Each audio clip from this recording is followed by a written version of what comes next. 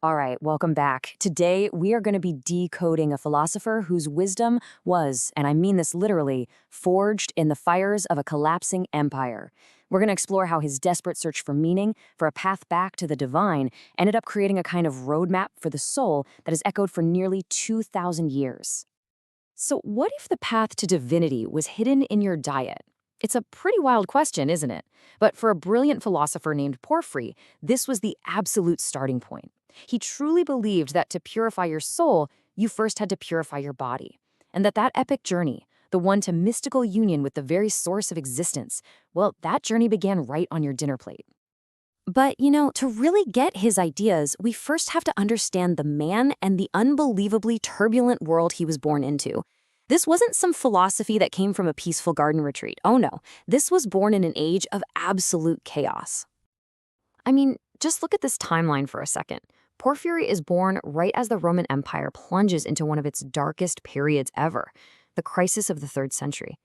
Try to imagine this: 50 straight years of constant civil war, invasions, economic ruin. It was a time of deep, deep anxiety, where people were just desperate for spiritual answers, for any kind of stability, because the world around them had none to give. This is the pressure cooker that formed Porphyry's entire worldview. So Porphyry gets to Rome and starts studying under the legendary Platyneus, a philosopher whose ideas were so huge, so profound, that they just completely overwhelmed him. Porphyry himself said he was conquered by the sheer magnitude of it all. He started to see his own body as nothing but a prison, this disgusting anchor holding his soul back. And this wasn't just some intellectual phase. He developed a genuine, burning hatred for his physical self and fell into a suicidal depression. Now this is where the story gets really, really human. Platyneus, his teacher, somehow sensed his student's dark intentions. He confronted him, but not with some dry philosophical argument. No, it was this deeply compassionate intervention. He saw that Porphyry's despair was a sickness of the soul, what he called an atrabilarious fury, basically a dark, melancholy rage. So he ordered him to leave Rome and go to Sicily to recover. This moment literally saved Porphyry's life, and it grounded his entire philosophy in a very real, very human struggle. And it was right out of this personal crisis, this rock-bottom moment, that Porphyry developed his core teaching, a practical, step-by-step guide for the soul's ascent, for its journey of purification and its return to the divine source. So Porphyry basically lays out a fundamental choice between two ways of living. On one hand, you have the life of the body. That's all about material things, right? Always being pulled around by passions and desires. And on the other, you have the life of the soul, which is trying to free itself from what he called the fetters of mortality, the chains of being human. The goal here isn't to be rich or famous, but to be a philosopher who's wrestling with the big questions. Who am I? Where did I come from? And where am I going? So, what's the final destination on this journey? It's a state called henosis. This is the ultimate prize, the whole point of the game. It's the complete mystical merging of your own individual consciousness with the One, that indescribable supreme source from which all of reality flows. It's about, quite simply, returning home. Okay, but how in the world do you even begin a journey that massive? Well, for Porphyry, the very first step was practical and physical. He argued that eating meat actually inflamed the irrational passions in us, making the body's grip on the soul even stronger. So for him, a vegetarian diet wasn't really about health or ethics like we think of it today. It was a kind of spiritual technology. It was designed to quiet the noise of the body so the soul could finally get to work. And this is where we see Porphyry's allegorical genius just shine.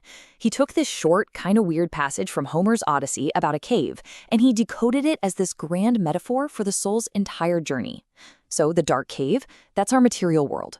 He saw two cosmic gates. The soul comes down into a body through the gate of Cancer, and after a life of purification, it can hopefully ascend back to the divine through the gate of Capricorn. And those webs being woven inside the cave, that's the soul weaving its own physical body, the flesh and bone that it lives in for a while. It is an incredible body of thought, right? But here's the thing. The story of how we even know about these ideas is just as remarkable as the ideas themselves. Their survival was, well, it was anything but a sure thing. Think about this for a moment. Porphyry and his teacher Platyneus were part of this great revival. They believed that the true, deep teachings of Plato had been pretty much lost or misunderstood for over 500 years, half a millennium. They really saw themselves as restorers, bringing back a sacred and ancient wisdom from the brink.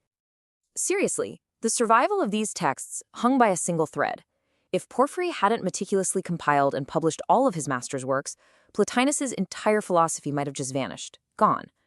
At the same time, a lot of Porphyry's own most important books are lost forever. We only have fragments. And then, in a twist you just couldn't make up, one of his personal letters, the Epistle to Marcella, was found in a library and published in 1816.